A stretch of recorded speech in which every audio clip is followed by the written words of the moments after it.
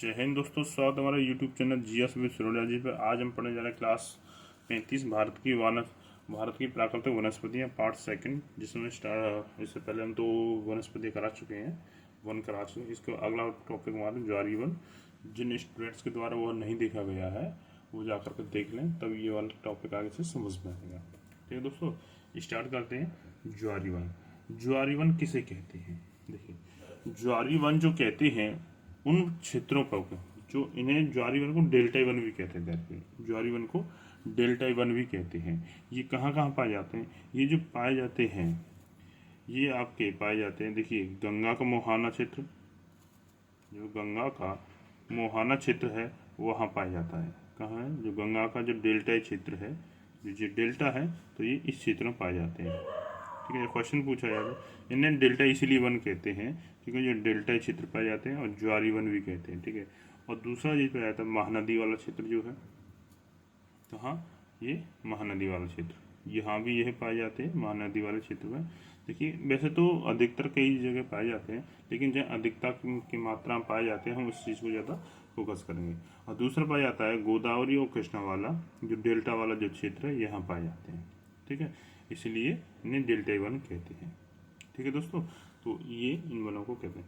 ये भारत के लगभग 1% क्षेत्र पर पाए जाते हैं। ये भारत के लगभग 1% क्षेत्र पर पाए जाते हैं। ये जो है हमारे यहाँ विस्तार, ये एक दलदली क्षेत्र होता है। कैसा होता है? एक दलदली क्षेत्र है, जो नदियों के द्वारा लाया गया जो ताज़ा पानी है, और जहाँ समुद्र में गिराती है नदियाँ, तो उस क्षेत्र में जो टापू बन जाते हैं उसे डेल्टा कहते हैं, इसलिए डेल्टा वन कहते हैं। ठीक है, यहाँ जो वृक्ष पाए जाते हैं, जो मैंग्रोव, सुंदरी, आपका केजुरीना, केवड़ा, मेहंदी आदि वृक्ष जो पाए जाते हैं। ठीक है, ये सारे क्या है, ये इसकी खासियत है ज़्यादा, और उसमें ज़्यादा कुछ नहीं है। परीक्षा इतने पूछा जाता है मैंग्रोव वन किस वन के भाग हैं, ये किस वन के अंदर आते हैं, या सुंदरी वन किसके अंदर आते हैं। ठीक है, यहाँ जो पाया जाता है, ठीक है, ये जो क्षेत्र यहाँ पर, ठीक है, सुंदरी वन यहाँ पाया जाता है। ठीक है, ये सारी चीज़ें यहाँ पे नोट कर लेते हैं। ठीक है, तो ये क्या, इन्हें डेल्टा वन भी कहते हैं। ठीक है, तो यहाँ हम नोट करा देते हैं, और उसके बाद थ्योरी पर। ठीक है, देखिए, यहाँ जो ये ज्वारी वन हो गया हमारा, कौन सा? ज्वारी वन। ठीक है, यहाँ जो है आपके, इसे डेल्टा वन भी कहते हैं। इसे डेल्टा वन क्यों कहते हैं? डेल्टा, क्योंकि यहाँ गंगा गंगा जो नदियाँ होती हैं, मतलब जो नदियाँ होती हैं, उनका जो ताज़ा पानी गिराया जाता है, और ये दलदली क्षेत्र होता है, यहाँ बन पाए जाते हैं। आपको पता है जो सुंदरी जो वृक्ष है, ये यहाँ पर सुंदरी वृक्ष है। कौन सा? सुंदरी,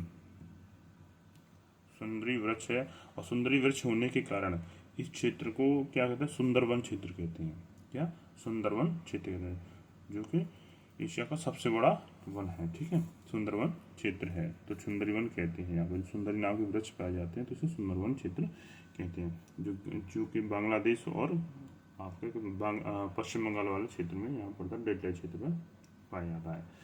ठीक है दोस्तों, ये एक दलदली क्षेत्र होते हैं यहाँ जो पाए जाते हैं। ठीक है, तो ज्वारी वन परीक्षा से संबंध यही क्वेश्चन आते हैं यहाँ पे। तो ज्वारी वन को दूसरा नाम क्या बोला पुकारते हैं? तो इसे डेल्टाई वन, डेल्टाई वन पुकारते हैं। ये ताज़ा पानी जो होता है, जो नदियों का ताज़ा पानी होता है, समुद्र में गिराया जाता है, वहाँ पाया जाता है। और गंगा नदी जी पकड़ा वृक्ष, मैंग्रोव, सुंदरी, केजुरला, केवड़ा, बेंदी का वृक्ष पाए जाते हैं यहाँ पे। ठीक है, नेक्स्ट आगे चलते हैं। अगला वन आता है हमारा मरुस्थली वन। जो मरुस्थली जो वन है, ये कहाँ पाए जाते हैं? देखिए, ये मरुस्थली वन है, ये यहाँ से स्टार्ट होते हैं।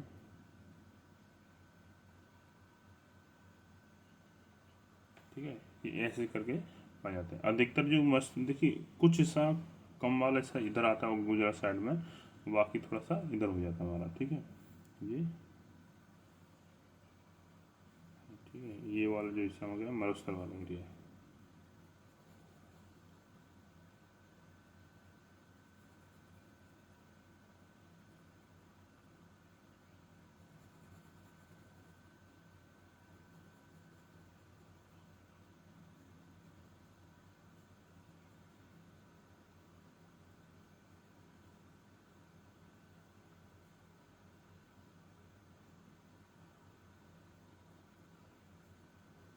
ये वाला मस्त। ठीक है, और कुछ हिस्सा जो है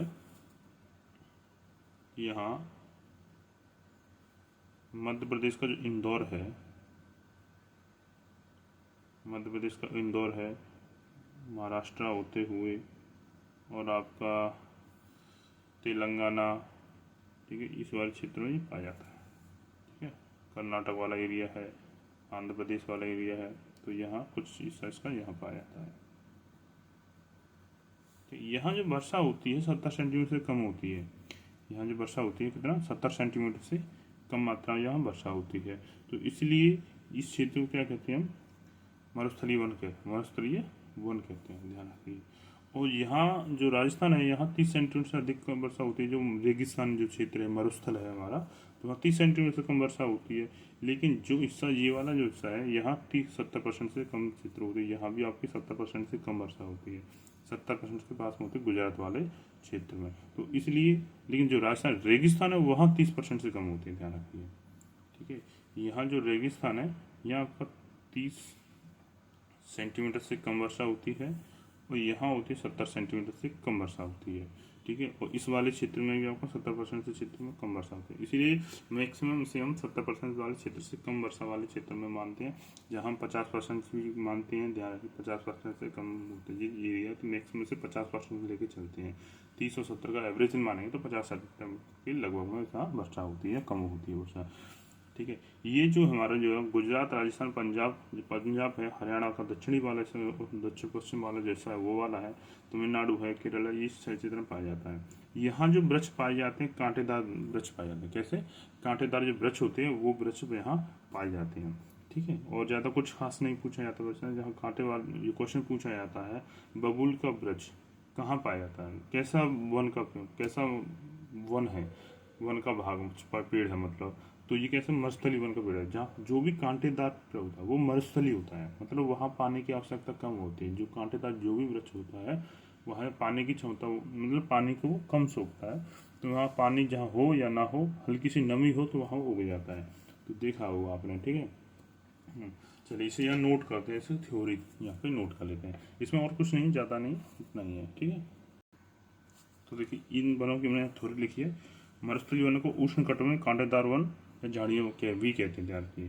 कभी का पेपर आया था कांटेदार व झाड़ियाँ के नाम से जाना जाता है। ठीक है, यहाँ जो वर्षा होती है 50 सेंटीमीटर से कम वर्षा होती है, एवरेज में वर्षा होती है। ठीक है, यहाँ विस्तार जो है दक्षिण, जो हमारा पंजाब है, दक्षिण पश्चिम हरियाणा वाला क्षेत्र, राजस्थान है, गुजरात वाला क्षेत्र, आपका मध्य प्रदेश, और मध्य प्रदेश का जो इंदौर से लेकर के नहीं है, जो वाला इंदौर से लेकर के नहीं है ना, और इसको थोड़ा सा और ऊपर बढ़ा दें हम। ठीक है, तो मध्य प्रदेश के इंदौर से लेकर के नहीं है, जो आपका तेलंगाना होते हुए, कहाँ, तेलंगाना होते हुए, महाराष्ट्र तेलंगाना होते हुए, और आपके कर्नाटक, कर्नाटक होते हुए, और आपके जो आंध्र प्रदेश का जो कुर्नूल जिला है, कुर्नूल जिला तक एक पट्टी जो नुमा क्षेत्र जो है आपका, ये भी आपका किस में आता है, मरुस्थलीय भाग में आता है। किस में आता है, मरुस्थलीय क्षेत्र में आता है। ठीक है, तो ये इसका है। तो यहाँ पेड़ जो पाए जाते हैं आपका, बबूल है, खैर है, खजूर है, नाखनी, कैक्टिस है, खिजड़ी है, मरुस्थल है। तो खिजड़ी को मरुस्थल का राजा भी कहते हैं। जो खिजड़ी वृक्ष है मरुस्थल का राजा कहते हैं, क्योंकि इसे पानी की इतनी आवश्यकता नहीं होती, नाम मात्र नमी के लिए उग जाता है। तो अधिकतर ये मरुस्थल में सर्वाधिक मात्रा में से पाया जाता है। ठीक है, ओके, अच्छा ठीक है। इन सभी वृक्षों के बारे में बारी बारी से पढ़ाएंगे, किस वृक्ष से क्या खासियत है और किस में इसका इस्तेमाल किया जाता है, हम लास्ट में पढ़ाएंगे। ठीक है, तो फिलहाल हम डायरेक्ट ये पीडी इनको पढ़ा देते हैं। ठीक है, अच्छा अगला हम टॉपिक पढ़ते हैं, अगला वन पढ़ते हैं पर्वतीय वन है।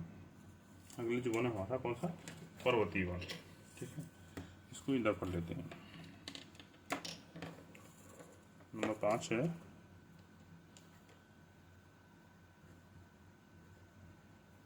पर्वतीय वन। ठीक है, जो पर्वतों में पाए जाते हैं उसे पर्वतीय वन कहते हैं। अच्छा, जो इनका जो विस्तार है, इनका जो विस्तार है इस प्रकार से है।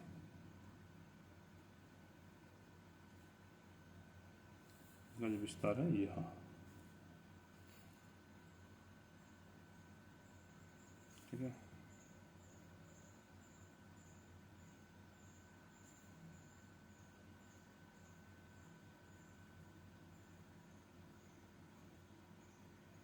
जहाँ हिमालय पर्वत श्रृंखला है वो इस जिसमें आती पूरी टोटल है पर्वतीय वनों पाई थी। ठीक है, हिमालय पर्वत श्रृंखला किसका भाग है, पर्वतीय वनों का।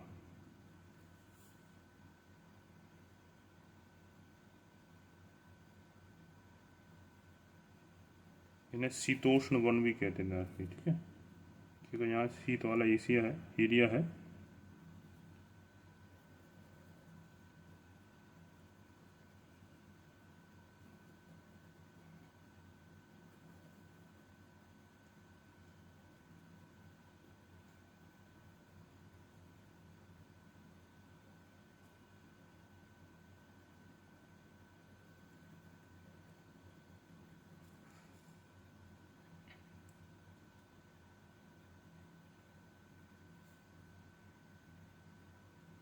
तो ये जो एरिया बन गया कौन सा बन गया, पर्वतीय वन वाला एरिया,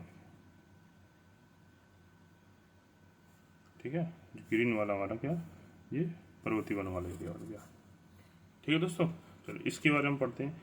देखिए यहाँ जो है ऊंचाई के बढ़ते क्रम में वन पाए जाते हैं। यहाँ ऊंचाई के, यहाँ जो लगभग 4,000 मीटर तक की ऊंचाई वाले वन पाए जाते हैं। इसमें 4,000 वन तक की ऊंचाई के वन पाए जाते हैं। यहाँ सर्वाधिक अल्पाई वन जो होते हैं सबसे ऊंची मात्रा में होते हैं। इसमें ज़्यादा कुछ नहीं पूछा जाता, 2-4 पॉइंट पूछे जाते हैं कि यहाँ इन वनों को कौन सा कहते हैं। इन्हें शीतोष्ण वन भी कहते हैं, इसे कोटधारी वन भी कहते हैं, अल्पाई वन भी कहते हैं। तो ये किस वाले क्षेत्र में आए, ये पहाड़ी वाले क्षेत्र पाए जाते हैं, ठीक है। ये शीतोष्ण वन कहते हैं। अच्छा, इसकी थ्योरी भी हम इसे नोट कर देते हैं। कुछ खास थ्योरी नहीं है इसमें।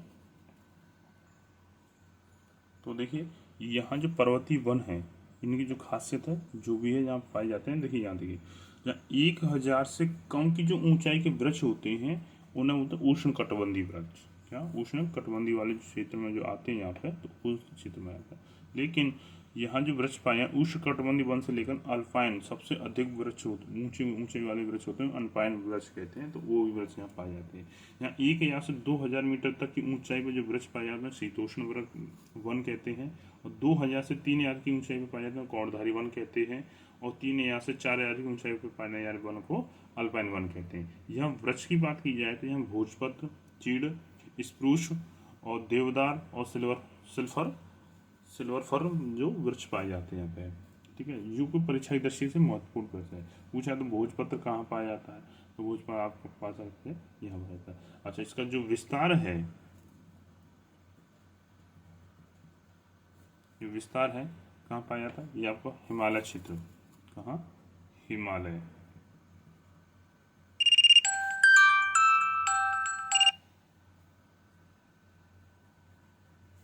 हिमालय क्षेत्र। इसका जो विस्तार है कहाँ पाया जाता है, हिमालय क्षेत्र है, ठीक है। जो कि आपका आप देख रहे हैं हिमालय क्षेत्र में। और हिमालय क्षेत्र में कौन से वाला हिस्सा आता है हमारा, ये आपका लद्दाख, जम्मू कश्मीर, हिमाचल प्रदेश, उत्तराखंड, आपका सिक्किम और अरुणाचल प्रदेश, ये वाला एरिया यहाँ आता है, ठीक है। नोट करना चाहे तो लिख सकते हैं यहाँ पे आपका लद्दाख, जम्मू कश्मीर और आपका हिमाचल प्रदेश, ठीक है। हिमाचल प्रदेश, आपका उत्तराखंड, सिक्किम, आपका अरुणाचल प्रदेश, ये जो एरिया है इसके अंडर में आता है विस्तार में, ठीक है दोस्तों। चलिए हम आगे पढ़ते हैं। इसमें जो पूछे जाते हैं जो कुछ वन से संबंधित आंदोलन और महोत्सव के बारे में, ठीक है। देखिए क्वेश्चन पूछा जाता है, वन महोत्सव किसे कहते हैं, किसे, वन महोत्सव किसे कहते हैं। इसे इधर लिख लेते हैं, वन महोत्सव।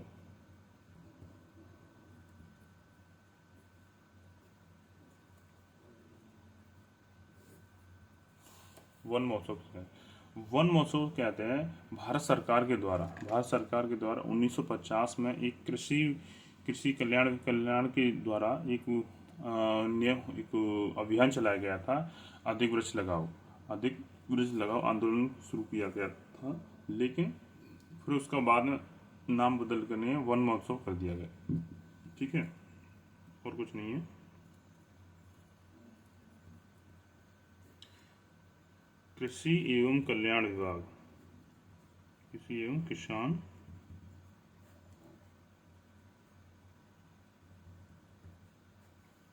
कल्याण विभाग, ठीक है, के द्वारा 1950 में इसमें 1950 में, ठीक है। एक अभियान चलाया गया था जिसका अभियान का नाम था, लिख देता हूँ, के द्वारा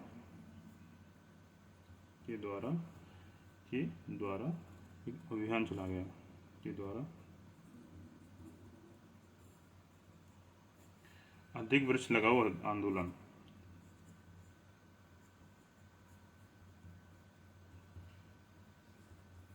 अधिक वृक्ष लगाओ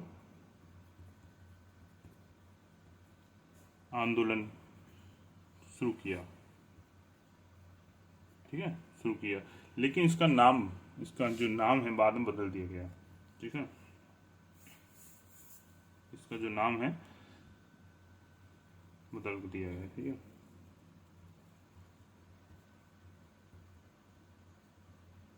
नाम बदल कर दिया गया वन महोत्सव।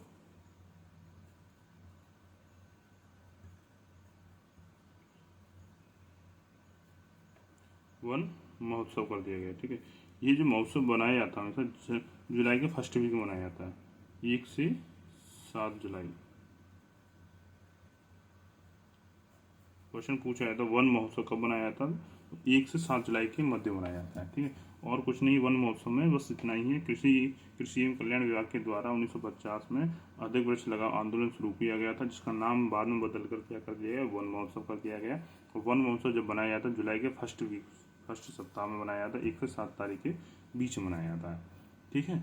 और इसका एक और आंदोलन पढ़ते हैं हम, तो देखो चिपको आंदोलन आता है परीक्षा से, दर से चिपको आंदोलन।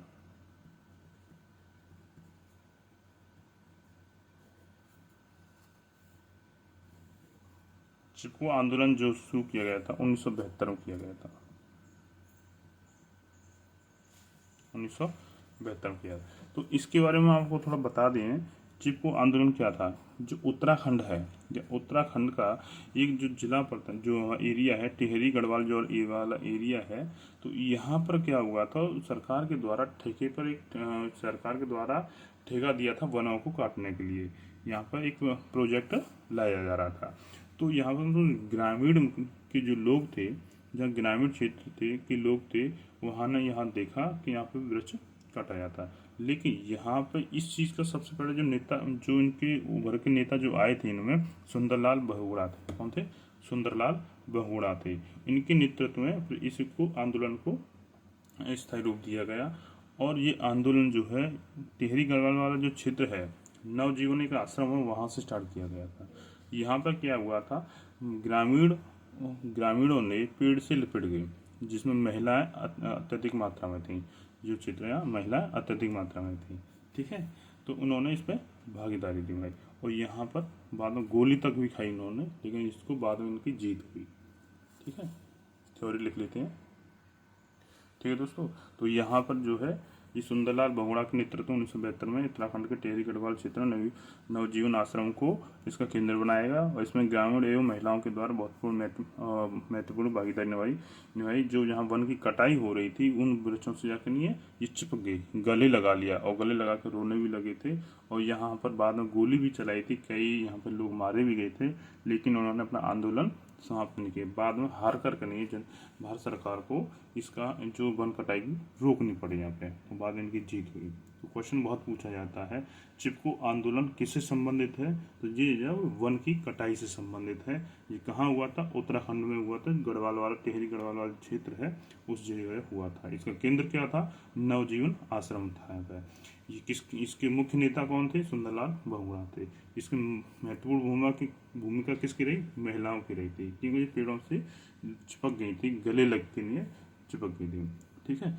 अब इसी आंदोलन से प्रेरित होकर कनिया देखो, चिपको आंदोलन से प्रेरित होकर कनिया 1983 में एपिको आंदोलन चला गया कर्नाटक में। किसमें? 1983 में एपिको आंदोलन।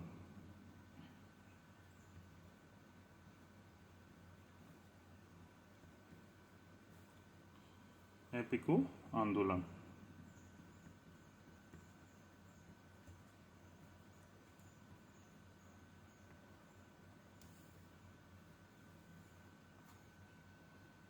ठीक है, 1983 में एपिको आंदोलन चलाया गया।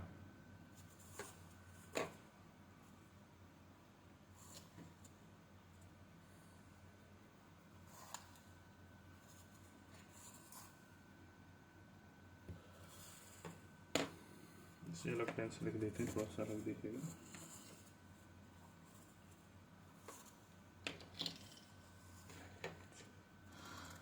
एपिको आंदोलन चला गया। यहाँ क्या हुआ था, इसी प्रकार से यहाँ पर कर्नाटक ये शिवमोगा जिला, जो कर्नाटक है इसका जो यहाँ शिवमोगा जिला था, इस जगह पे यहाँ इसके दक्षिण साइड में पड़ता है, शिवमोगा जिला का। यहाँ पे इसी प्रकार से वन लगाए जा रहे थे, ठीक है, वन काटे जा रहे थे। तो यहाँ पे जो आंदोलन करता था, इसमें नेता निकल के पांडुरंग हेगड़े निकल के आए थे। इन्होंने यहाँ पे ऐसे ही, यहाँ पे एक बिजली संयंत्र लगाया जा रहा था, इन्होंने इसको रोका। तो यहाँ लोगों ने क्या इसे रोकने के, ये भी यहाँ पे गले से लगे पेड़ों से, और पेड़ों के गले लगते, और गले लगने के बाद देखिए जो वृक्ष है उनको गले लगाया इन्होंने। जैसे मान लीजिए ये वृक्ष है,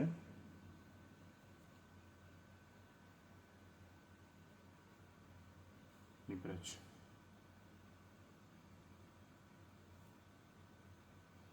इनकी जब कटाई हो रही, ठीक है, तो क्या हुआ, यहाँ बहुत सारी मात्रा में लोग बाग थे, ठीक है, तो इन्होंने इनको वृक्षों को गले लगाया, क्या है, गले लगाया, और इसको कटने से रोका। और कटने से रोका, काफ़ी सारे लोग बाग यहाँ पे मृत्यु हुई होगी, यहाँ पे कई सारे लोगों की मृत्यु हुई। और यहाँ फिर लोगों ने क्या किया, अंत में जाकर यहाँ पे लोक नृत्य करने लगे, नाटक करने लगे, और नाटक करने लगे, पैदल मार्च करने लगे। तो बाद में जाकर नहीं है, फिर इसको इंदिरा गांधी सरकार के द्वारा इसे वापस लिया गया, और उसको यहाँ पर जीत हुई, ठीक है, और जीत हुई, ठीक है, इस जीत में जीत हुई। इसको थ्योरी लिख लेते हैं इसकी। तो देखिए, एप्को आंदोलन 1983 में कर्नाटक के शिवमोगा जिले में प्राकृतिक जंगलों को बचाने के लिए पांडुरंग हेगड़े के नेतृत्व में इस आंदोलन को शुरू किया गया, और लोगों द्वारा यहाँ पैदल मार्च, नाटक और लोक नृत्य किए गए। तो इतना कुछ इसमें किया गया है। तो ये सारे हुए थे। तो ये थी आज हमारी भारत की प्राकृतिक वनस्पतियाँ, जो कि हमें भारत के मैप के अकॉर्डिंग बता दिए गए हैं, ठीक है। आगे हम पढ़ते हैं भारत के वनों के बारे में। वनों में जितने भी हमने जो वृक्ष कराए हैं, बबूल का वृक्ष, खजूर का, नाखुनी, सबके एक एक वृक्ष के बारे में बताएंगे, और इनका महत्व बताएंगे, किस वृक्ष का किस जगह महत्व है। जो परीक्षा की दृष्टि से जो परीक्षा में पूछे जाते हैं बारह, उन्हीं वृक्षों को पढ़ाएंगे, और ज़्यादा किसी वृक्ष को नहीं लेंगे, ठीक है दोस्तों। तो आज के लिए इतना ही, मिलती है नेक्स्ट वीडियो। धन्यवाद दोस्तों, जय हिंद दोस्तों।